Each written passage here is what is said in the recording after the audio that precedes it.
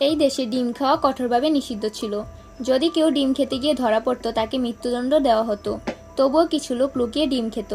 হোটেলের মালিক দ্রুত ডিম বাঁচছিল, কিন্তু সেখানের কাস্টমাররা প্রচুর হইচই করছিল। হোটেলওয়ালা তাদের বকলো, চুপ থাকো, না হলে মোরগ এসে যাবে। ঘরে হঠাৎ নিস্তব্ধতা নেমে এলো। তখনই এক মেয়ে ভয়ে কাঁপতে শুরু করলো। ডোরবেল বেজে উঠল, আর দরজা দিয়ে ভেতরে ঢুকলো এক বিশাল মোরগ। তার নখগুলো ছিল ধারালো। মোরগের চোখ পড়ল মেঝেতে পড়ে থাকা ডিমের খোসাগুলোর উপর। সবার মুখ ফ্যাকাশে হয়ে গেল।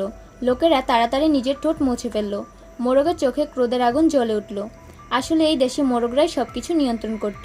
তারা দিনরাত রাস্তায় ঘুরে বেড়াতো, প্রতিটি কোণায় নজর রাখত, যেন কেউ ডিম খাওয়ার সাহস না করে। হোটেলের মালিক ভয়ে কাঁপতে লাগলো। মোরগ ঘোষণা করলো, যে যে আইন ভেঙেছ সবাইকে ফাঁসি দেওয়া হবে। এক বৃদ্ধের হাত কাঁপছিল, কিন্তু ক্ষুধার জ্বালা সহ্য করতে না পেরে সে আধা সিদ্ধ ডিমটা তুলে খেতে শুরু করলো। এটা দেখে বাকিরা দ্রুত তাদের ডিম খেতে লাগলো। কেউ কেউ তো কাঁচা ডিমেই গিলে ফেললো। এদিকে এত ডিম রান্না হতে দেখে মোরগরা আরো ভয়ানক রেগে গেল। মেয়েটি ভয়ে পেছাতে লাগলো, কিন্তু হঠাৎ তার চোখ খুলে গেল। এটা তো শুধু স্বপ্ন ছিল। মূলত এর পেছনের রহস্য কি জানতে হলে ভিডিওতে লাইক করে চ্যানেলটি সাবস্ক্রাইব করুন।